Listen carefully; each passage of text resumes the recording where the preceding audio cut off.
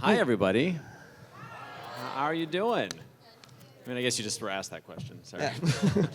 Repeat questions. So how are you doing, man? I'm great. I'm cold, if you can't tell. I'm like wearing 3 layers and this beanie, and I'm still freezing, and I don't know why, but I'm acclimating. So by tomorrow, I'll be like, good, and then I'll get back on a plane and head to LA, where it's 90 degrees. Where it's 90. Yeah. So, but you're originally from like Kansas. Originally from Southern California, from actually, Southern... yeah, born and raised there. But I lived in the Midwest for a bit. Yeah. My family moved to Central Illinois when I was in high school. So I completed high school in a small town called Leroy, Illinois, and then I went to school in Florida, and I landed back in Kansas City, Missouri, where I worked for Hallmark for 5 years before I auditioned to be Mickey Mouse. Yeah, so, I mean, you have to be used to the. I mean, is this like with the weather? Is it like way worse here? It's true. Like they tell you that you forget. Like it's about acclimating, right? Has anyone else lived in another place? I grew up in LA, and so we would play with our toys on Christmas morning outside because inevitably it was like 70s and 80s. Like watching Christmas movies was like, what is that white stuff? And like, why are people complaining about it? But then when we moved to the Midwest, like, it took some time, but yeah, you get used to it. So I know as the person who brought me from the airport was like, yeah, it hits like 40 and our windows are down in our cars. We're driving around like, this is great. And I'm like, I remember that. I do remember that. And when I lived in Kansas City, we had our share of winter and cold weather.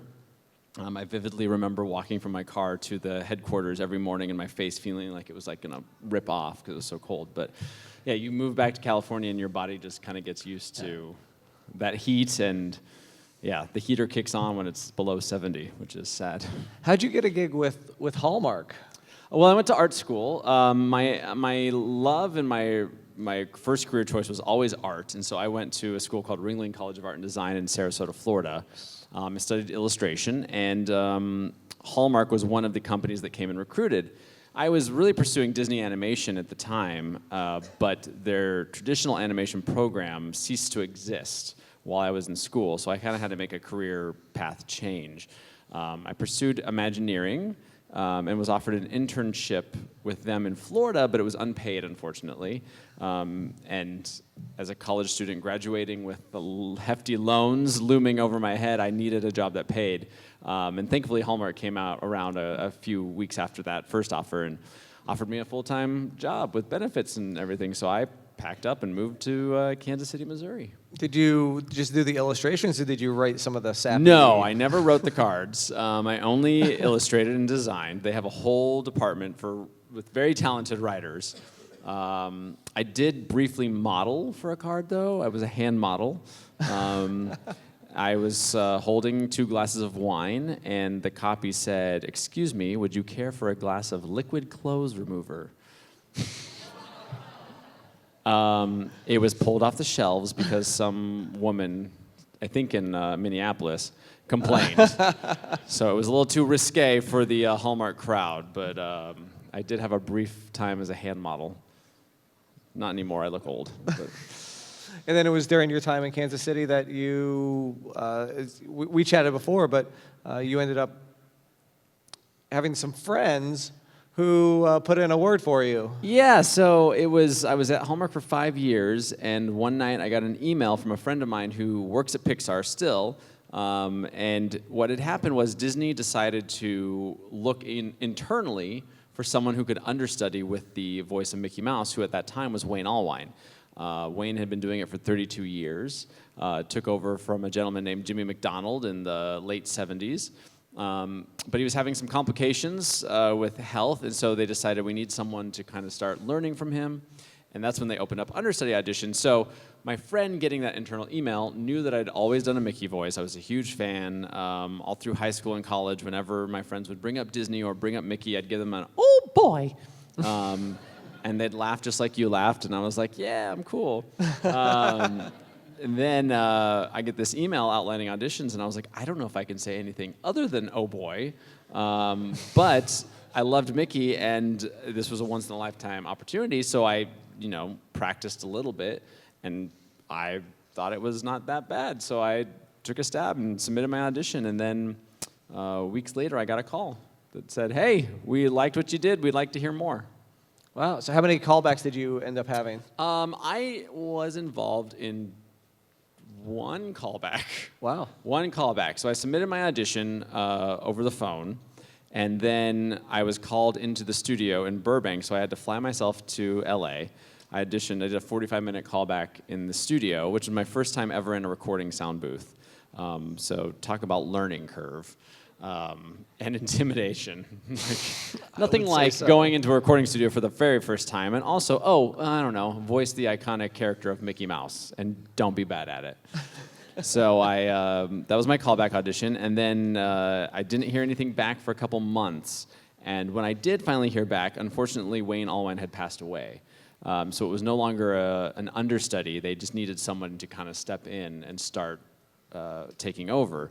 So it was explained to me that they would try me out on some stuff with no commitment, which I totally understood. And so I would fly out from Kansas City to LA and record about once every 2 weeks. It was on the second trip out that they actually offered me the job. So that's when I knew things were official and going in the right direction. And then I had to kind of, form a strategy to quit my job, sell my house, move back to LA. You can imagine that cost of living situation was not fun to, speaking of acclimating. Right. But yeah, that's kind of how it all happened. What was your first gig, like a Parks voiceover, or was it for a movie or a TV show? The very first thing I did was for Parks. It was the first trip I went out for. I did a couple things, but the very first thing I did was a refresh of they call it a cavalcade. If it's not a full parade, it's like one vehicle. And it was an Animal Kingdom little thing at the end of the day. And so I was replacing some of Wayne's lines and adding a few more. So I did that. And then that same trip out, I worked on Disney on Ice Celebrations, which is the traveling show that you'll see go around to different ice arenas around the country. So yeah, that was my first gig. And I think right after that, I did a Disney live show, which is essentially Disney on Ice without the ice. Significantly warmer. Yeah. Is your house just filled with Mickey Mouse memorabilia? Is it like a museum? No, it's not. My house is like a museum, but not a Mickey museum, unfortunately. Everyone comes in and they expect that they're going to see Mickey everywhere. I have a select few items of Mickey's that are very important to me that have some kind of significance. I do have a lot of Mickey stuff, but it tends to get boxed away and preserved, if not gifted to my nieces and nephew and my mom. My mom loves everything Mickey, so typically I'm like, Mom, you want this? She's like, yes. But no, I have a few Disney things that I love, and two of them are original Mickey Mouse animation drawings. So I have one from 1937 Society Dog Show. That thing was falling on me. An animation still from a rough animation still from Society Dog Show, and then another one from an incomplete Mickey short that was started in the 50s. I forget the title of it, but Mickey essentially is an agent, and he finds this bumblebee who sings opera, and he's trying to get this bumblebee a gig. So I have those two pieces, and then I also have an original Haunted Mansion silkscreen poster that used to hang at the entrance to Disneyland. That I love. So those are my three prized Disney possessions. Do you find yourself getting to the parks on a regular basis, or less than I used to, just because I've gotten really busy. It's hard to find time to head down there, but I do love going to the parks. It's still my favorite place to be. So every once in a while I get down there, especially when family's in town. I'm going next weekend, actually. Taking my two nieces and my brother and his wife. But yeah, it's fun. Recently you went on a pretty long Disney cruise, huh? I did. I feel like I've been living at sea for the past month. Right. So for folks playing at home, where was that? You went from started. Yeah, I did two cruises. The first of which was a transatlantic cruise. So I started in Dover, England, with a stop over in Portland, England, and then a stop in Cork, Ireland, which was very important to me. My mom is from Ireland. I took my 83-year-old grandmother with me as my guest, and so we got to stop there and see her sisters, my great aunts, and a bunch of cousins. They all came down to meet us. We had a really great day. They hadn't seen each other in 7 years, so it was one of those moments that should have been on like Lifetime. It was beautiful. And then after that, we were supposed to be at sea for 4 days and then do 2 stops in Nova Scotia, Canada. But there was a hurricane that stopped us, and we got stuck at sea for an additional 2 days. So I was at sea for 6 days straight, looking at nothing but water and rocking back and forth the entire time. And then we got to New York. So that was the first one. And then the second cruise I went on was out of New York to Bermuda, and then we were supposed to stop in Boston. But again, a tropical storm diverted us. The first one, when we got diverted, was gracious and just kind of like, oh, we're not going to make our ports. It's not that great. Okay. The second one, we are literally heading towards Boston. The ocean's getting choppy, and the Commodore of the ship comes on and says, "This is Commodore Tom. We have a problem." You don't want to hear that on a ship. So everyone stops, and he's like, "I have to turn the ship around 180 degrees. Hold on."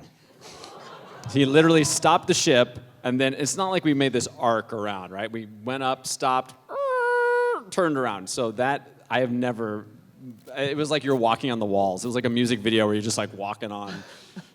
That was crazy. And later on, the crew informed me that there's this season, only 2 cruises that missed ports due to weather. And guess what? They were both my cruises. So don't go on a cruise with me if you plan to port anywhere, because apparently I'm bad luck.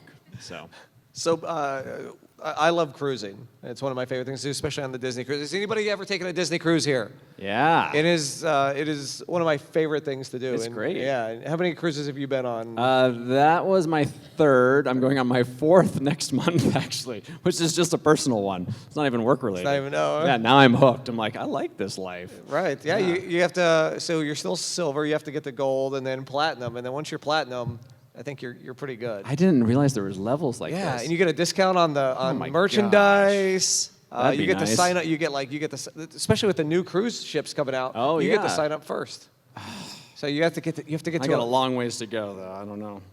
They don't pay me enough to keep going on these cruises. Trust me. Have you been able to get to all the Disney parks around the No, world? I've only ever been to the parks domestically, actually. I would love to see, Paris has always been big on my list. I'd love to see Tokyo. I'd love to see Shanghai. I want to see all of them.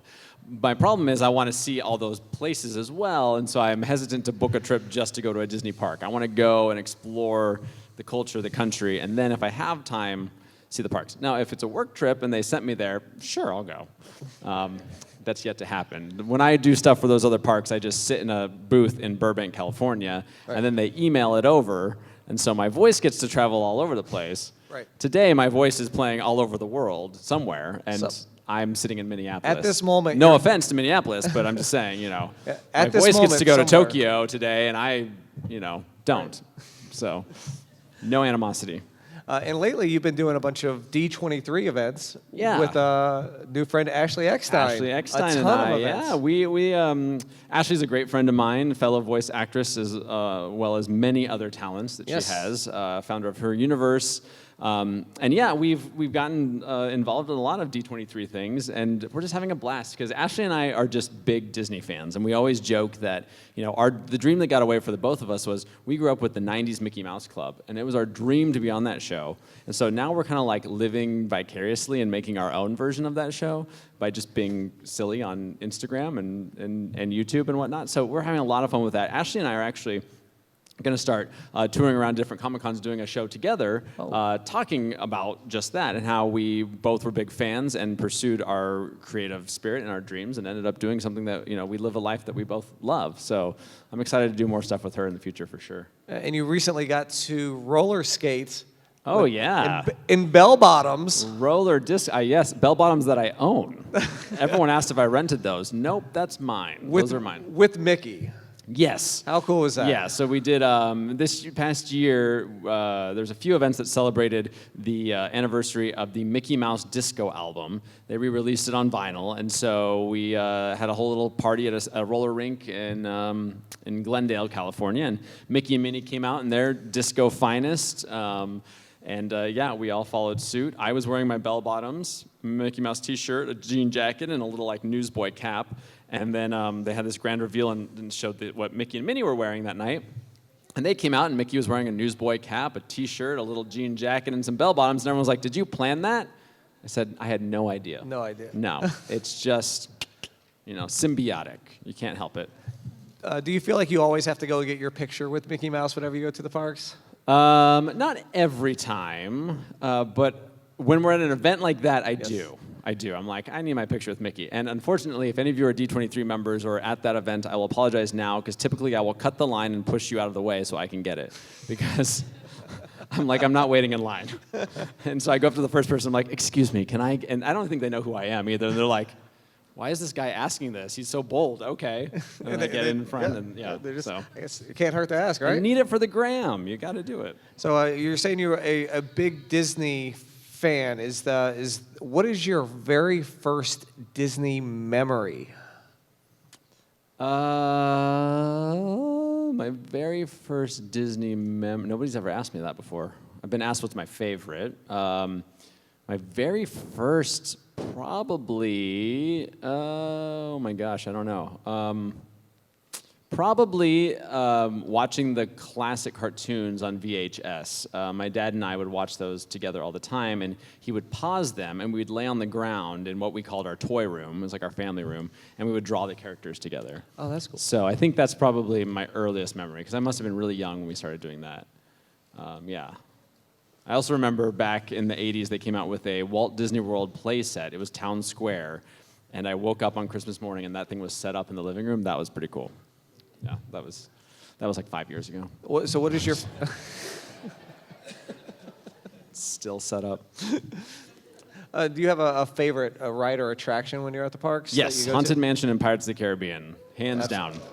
Always the classics. Absolutely. I love that their original storytelling, it's quintessential Disney at its finest, Disney parks at its finest, and I love that. I love whenever Imagineering has the ability to work on an attraction that's not based on anything else but imagination, right? And a good story, and that's what Walt did so well, and I think that's what Walt intended the parks to be, and I think those two rides are around today for a reason, because they were successful back then, and they still are, because the cornerstones of that process were put in place.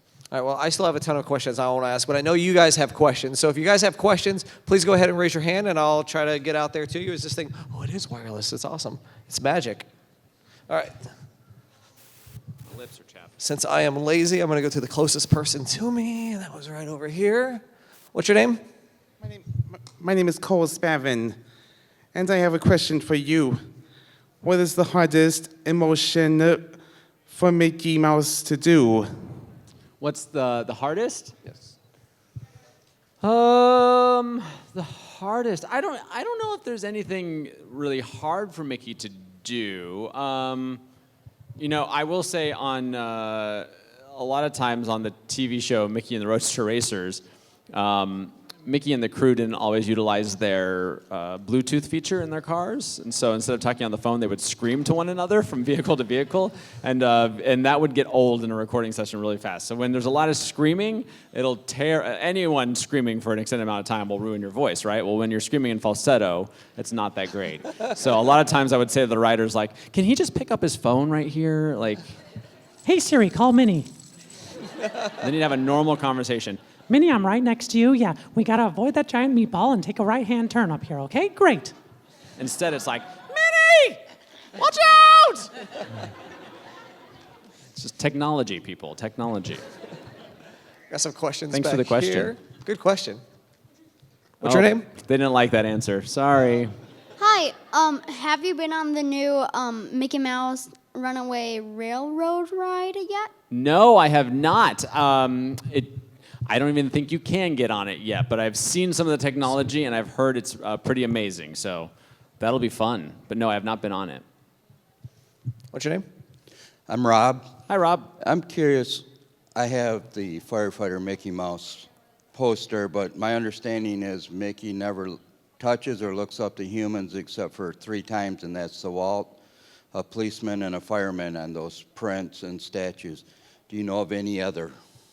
I had never heard that before. I think that's a great sentiment, but no, I'm not aware of that. But yeah, if he's going to look up to anybody, it should be first responders. My brother's one, and my uncle is as well, so I have tremendous respect for you guys. Thank you. What's your name? Pierre. Hi, Pierre. Hi. I had a question about, it's a Kingdom Hearts question. What was it like working on Kingdom Hearts? What's that? Kingdom what? It's a Kingdom Hearts question. I'm not familiar with it. That's funny. I'll try my best to answer. Go ahead. What was it like working on Kingdom Hearts 3?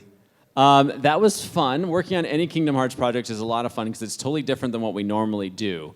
We will always record the voice before any animation is done, no matter what the project is. For Kingdom Hearts, because it's made in Japanese first over in Japan, we get to be on the receiving end of that process. So typically where other domestic actors are copying our performances and matching our performances, we're kind of doing the opposite. So a lot of times the animation's already done, and we're kind of limited with little gaps of where we can put our voice in, which means that the writing team, the creative writers, have a lot to do with in terms of interpreting the Japanese, translating it to English, and then finding a way for it to fit. It's challenging because a lot of times it takes a lot longer to say something in Japanese than it does in English. So you'll have these moments where, and I'm not going to do an offensive accent, but you know, okay, now your turn, and all you've got to say is like, Watch out for that thing. and so you sit there like, Watch out for that thing.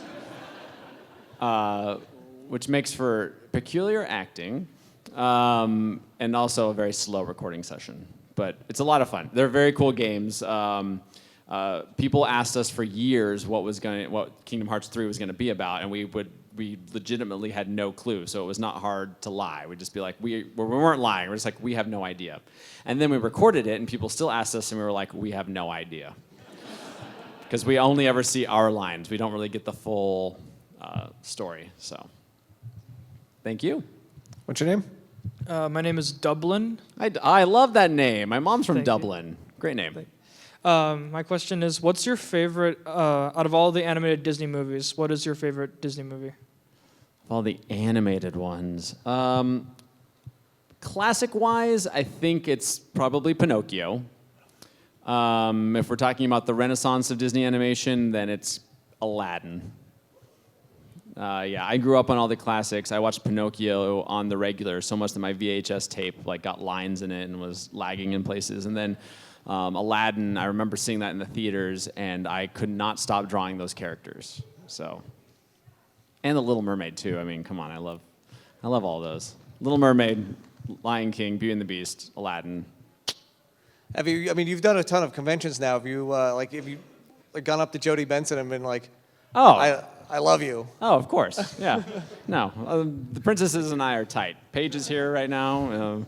We see each other all the time. Jodie, Linda, yep, all of them. We have a lot of fun. We just did a thing at D23 Expo this past summer where it was a character voice panel. And so Mickey, Donald, Goofy got on stage, and then they brought out all the princesses afterwards. So it was fun because backstage is where all the magic was happening. We were just sitting back there all hanging out. Like, oh, hey, good to see you. I became friends with Moana. She's amazing.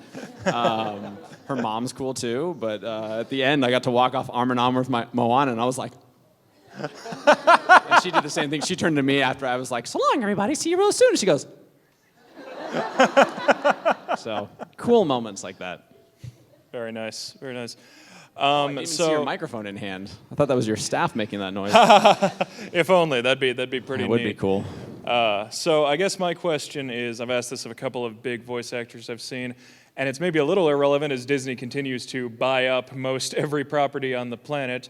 But as far as Mickey Mouse goes, who is currently inaccessible would you most like to see Mickey Mouse meet? Like, I don't know, Mario, Bugs Bunny, Harry Potter, somebody like that. Do you have any particular Some kind of curiosities like crossover. that? Some Yes, kind of yes. animation crossover. Yes. Ooh. So you said Mario, and now I can't get Charles out of my head because I know Mario. Yeah. That's a good question. I don't know. You know what'd be funny is if Mickey and Pluto ran into Scooby-Doo at a dog park. That'd be pretty cool. Oh, Pluto, you made a new friend. Hi, what's your name, buddy? Wesley. Where are you? Oh, thank you. Gosh. My question is what's your favorite Mickey movie you've made so far? Oh, that I've made. Well, I haven't made any movies as Mickey, any like feature length. We've done a few extended episodes. The Mickey Mouse Clubhouse, I forget what it was called. I think it was Monster something. It had Count Micula in it. That was pretty fun to work on. Because I played both characters. Not that Count Micula is anything crazy. He just has a horrible accent. And I'm scared of everything. Yeah, that was fun. What else have I done? I'm going to answer that. Unless I should just kill time and just sit here going, I don't know.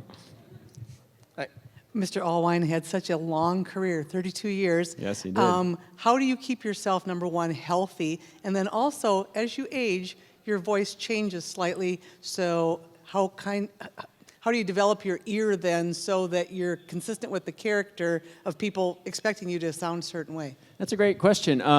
Yes, and Wayne had a tremendous career and spoke for Mickey more than anyone else had done at that point. So he really kind of established a lot of the character traits that we know and love.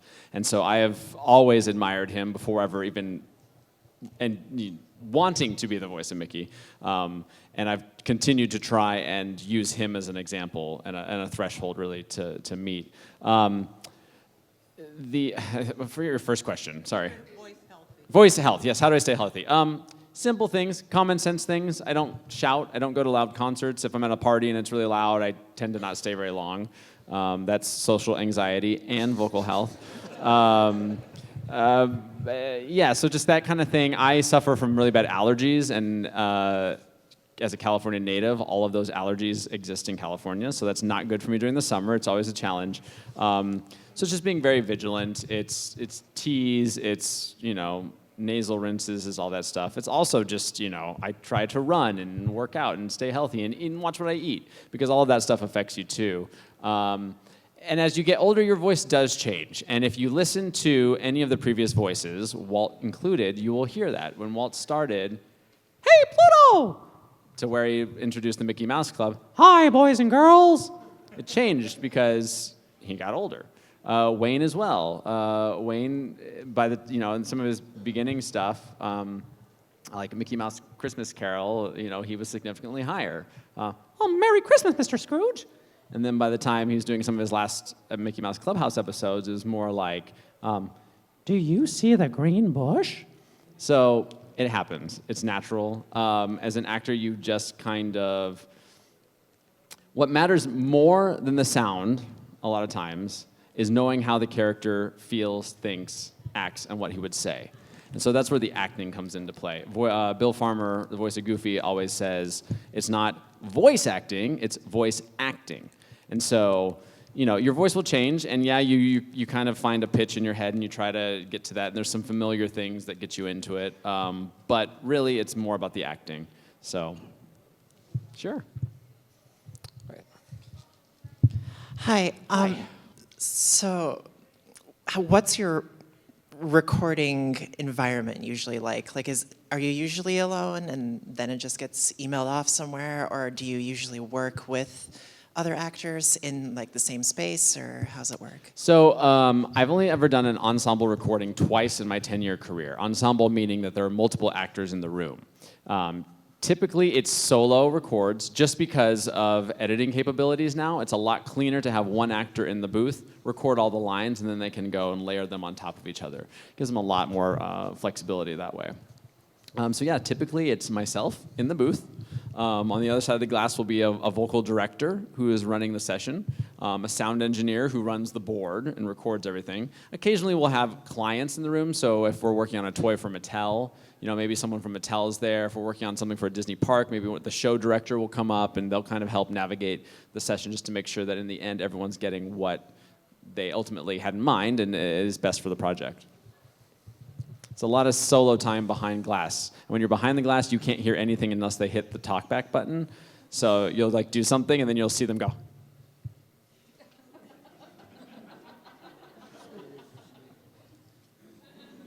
And I'm like, oh God, it was awful. And they're like, sorry, we were just discussing lunch. So that was great. It's very nerve-wracking. All right, over here. What's your name? Lucas. Hey, Lucas. Have you ever said something that you weren't supposed to when you were acting? No, I don't think so. I mean, maybe occasionally I've flubbed on lines several times where I've maybe twisted words around, or, just like if you're talking, you might say something inadvertently that's, that you weren't intending. That's happened before, and everyone laughs. But, a lot of people will always ask me or any of other character voices to say something that the character would never say, something derogatory or whatnot. It's not my jam. I'll never do that because I have too much respect for the character, and I think, again, it's about the voice acting and the character integrity.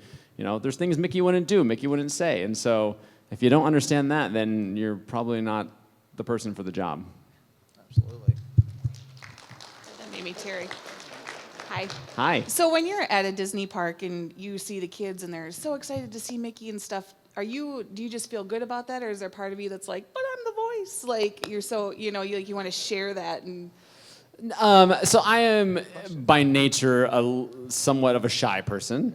My friends all argue that, but it's true. This job has helped me do things like get up on a stage and talk to all of you and not pee myself.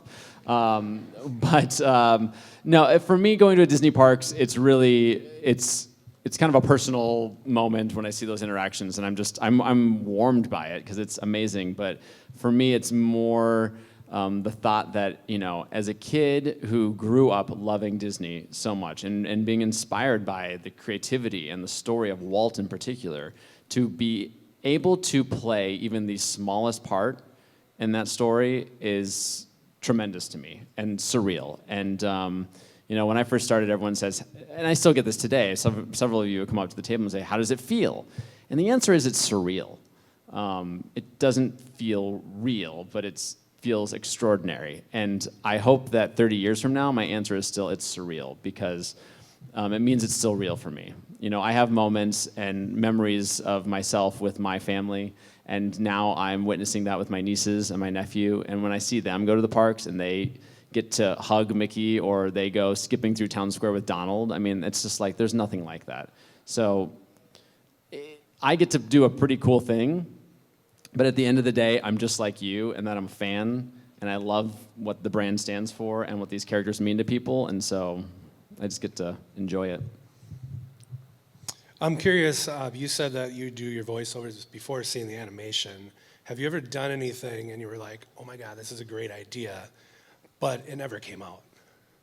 A lot of times we will improvise on the fly when going through a script. And thankfully the creative process allows us to do so. The vocal directors and the show writers and the producers are usually pretty open to that. So if we see an opportunity to do something or say something that wasn't scripted, they usually let us. Doesn't mean it's going to make it in.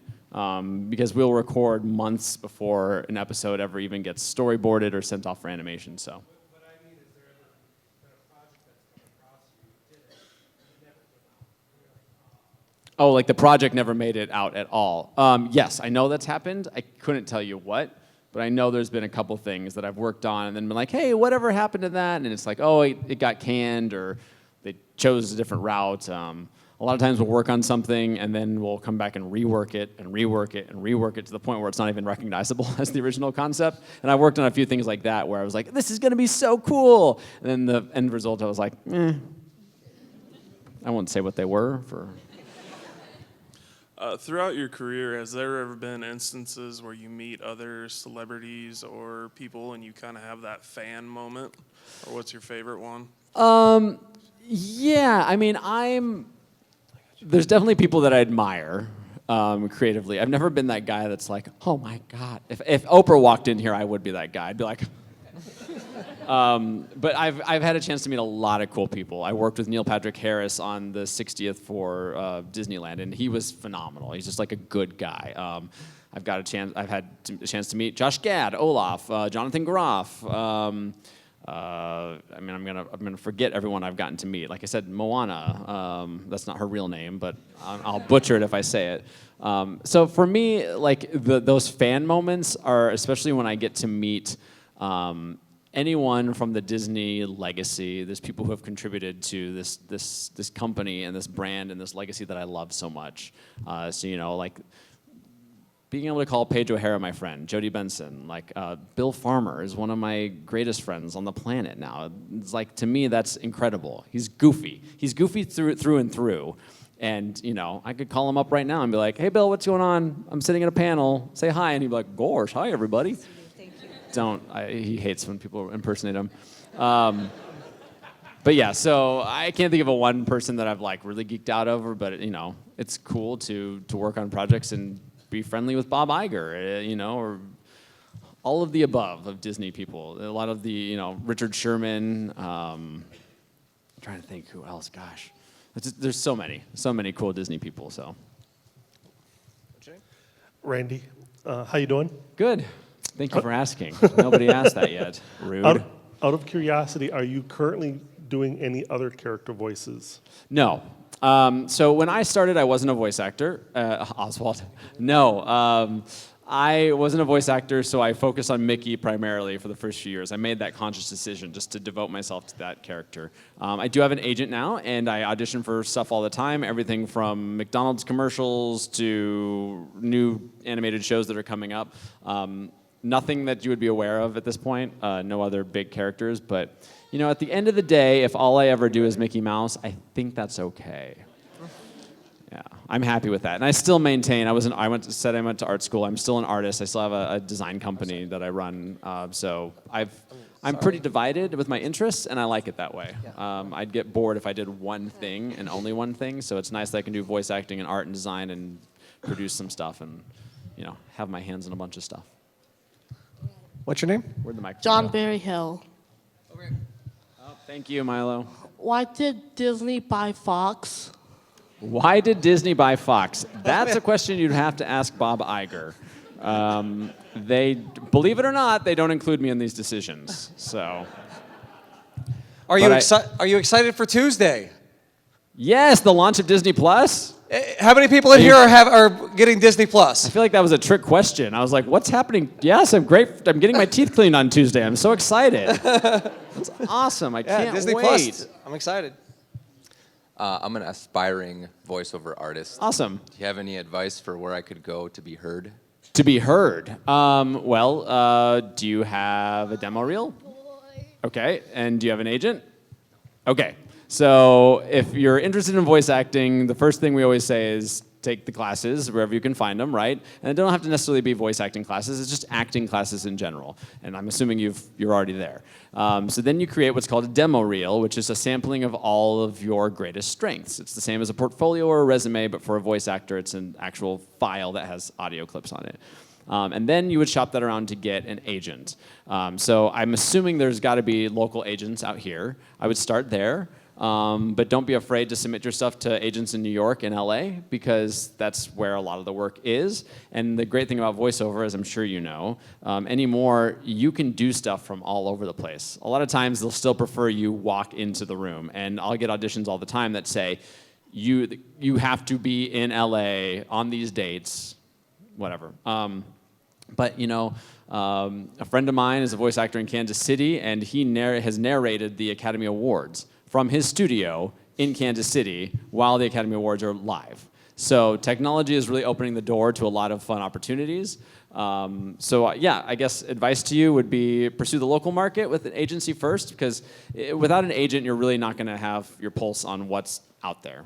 It's just how it is. A lot of people will recommend websites where you can post your demo reel, and occasionally you'll get stuff that way, but oftentimes it's non-union or the pay is not great. So do yourself a favor and just shoot for the professional realm, and I think you'll be a lot happier in the long run. So good luck. Yep, good luck. All right, so we only got time for a couple more questions, so pressure is not on at all. Hi, welcome. Thanks for joining us. Are you here for the next presentation or mine? No, they're not even listening. No. Sorry. How was it that Jeff, you just... hey. Hi. How was it that you discovered that you could do the voice? Like, not doing it in the studio, but like on your own or with friends? How did that come about? Good question. I loved Phantasmic, and I would obsess over that show every time I went to the park. And one time my dad bought the soundtrack and brought it home with us. So I listened to it all the time. And in listening to it, I started playing Fantasmic. I would act out the parts and I would do all the characters and kind of impersonate them. And I remember one day I was sitting, my brother and I had bunk beds, and I was sitting on the top bunk. I don't know how I was acting it out, but I was acting out Fantasmic. Mickey's part came on and I impersonated him, and I remember thinking to myself, hey, that kind of sounds like him.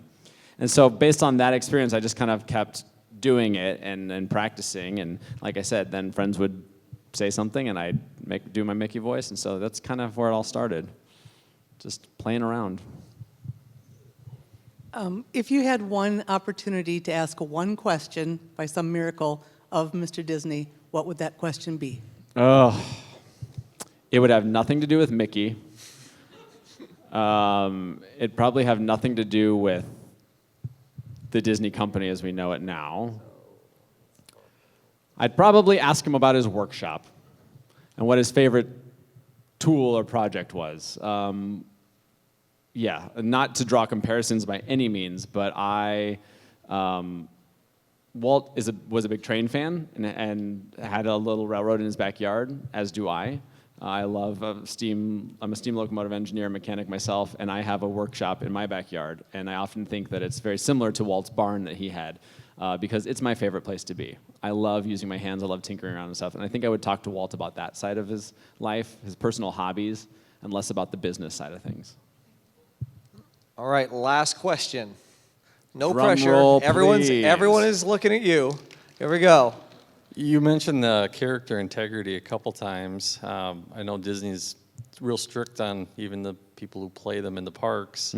I guess first What thing. do you mean people play them in the parks? I don't know. They're friends with them, I think. Yeah, okay. I'm just wondering if there are ever any issues where they don't want you saying that you're the voice of Mickey, and then kind of the second question was, what were you doing on the Disney cruise ships? Because I'm also a big fan of them. So. Oh, okay. Eating a lot of chicken tenders.